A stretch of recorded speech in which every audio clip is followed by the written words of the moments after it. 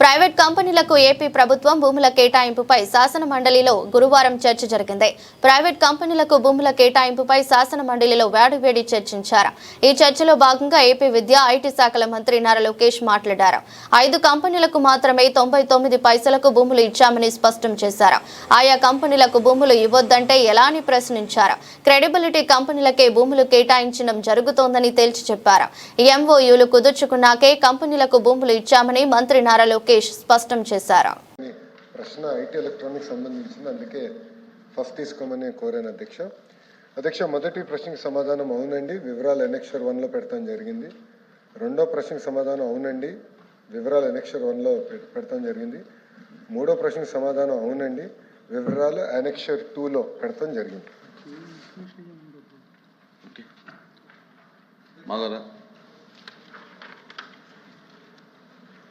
గత 20 నెలల కాలంలో 99 పైసల చొప్పున పరిశ్రమలు, వాణిజ్య సంస్థలు మరియు ఇతర సంస్థలకు కేటాయించిన భూముల వివరాలు అడిగాం అధ్యక్ష. అవి ఇచ్చారు కానీ వాటి ధరలు ఇవ్వలేదు అధ్యక్ష. ఏ కంపెనీకి ఎన్ని ఎకరాలు ఇచ్చామనేది ఇచ్చారు కానీ వాటి ధరలు ఇవ్వలేదు. సంబంధించిన దానికి ప్రాతిపదిక ఏమిటి అనేది కూడా అడిగాం అధ్యక్ష. మీరే చెప్పారు కదా 99 పైసలకి ఇచ్చారని. అదే అది కన్ఫర్మ్ చేయాలి కదా అధ్యక్ష. ధరలు లేవు దాంట్లో ఇచ్చిన ఆన్సర్లో. ఏ కంపెనీకి ఎన్ని ఎకరాలు ఇచ్చామని ఇచ్చారు, ఏ డేట్లు ఇచ్చామని ఇచ్చారు కానీ ఏ ధరకి ఏ కంపెనీకి ఇచ్చారు అనేది లేదు అధ్యక్ష. అది నిజం అబద్ధం కూడా ప్రజలకు తెలియాలి కదా అధ్యక్ష. 99 పైసలకి అన్ని కంపెనీలకు ఇచ్చారా, కొన్ని కంపెనీలకే ఇచ్చారా, అది ఏంటనే వివరాలు కావాలి కదా అధ్యక్ష. అది మూడో క్వశ్చన్ అధ్యక్ష. మూడోది వచ్చి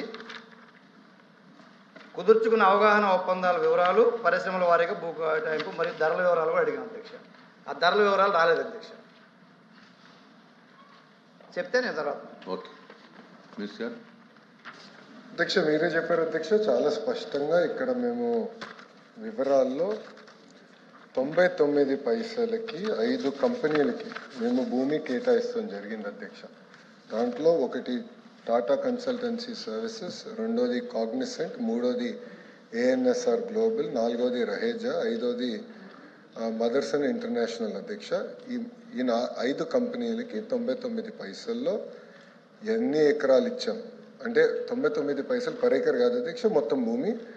ఒక్కొక్కరి దానికి అంటే ఒక్కొక్క కంపెనీ ఎన్ని ఉద్యోగాలు కల్పిస్తాయని కూడా చాలా స్పష్టంగా ఎన్ని ఉద్యోగాలు కల్పిస్తాయనేది కూడా చెప్తాం జరిగింది అధ్యక్ష. ఇక్కడ ఒక చిన్న కరెక్షన్ ఏంటంటే కాగ్నిసెంట్ ఒకటి ఎంఓయూ కుదిరించుకున్నప్పుడు భూమి కేటాయించినప్పుడు 8,000 ఉద్యోగాలు అనేది అఫీషియల్గా మేము అనౌన్స్ చేస్తాం కూడా జరిగింది అధ్యక్ష. కానీ గౌరవ ముఖ్యమంత్రి గారితో మీటింగ్ తర్వాత ఫౌండేషన్స్ ఉన్నప్పుడు అది 25,000 ఉద్యోగాలకి రివైజ్ అయింది సార్. అంటే 8,000 నుంచి 25,000కి రివైజ్ అయింది అధ్యక్ష.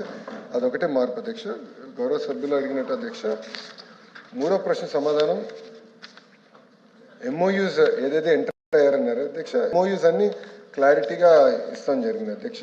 Energy, industries and commerce, INI, ITNC, multi department, APCRDA, tourism, food processing, MED, textile, education, health అధ్యక్ష. అది సంబంధించిన ఆ పాలసీస్ కింద వాళ్ళకి భూములు కేటాయిస్తాం జరిగింది అధ్యక్ష. కానీ 99 పైసలకి 5 కంపెనీలు మాత్రమే భూమి కేటాయిస్తాం జరిగింది అధ్యక్ష.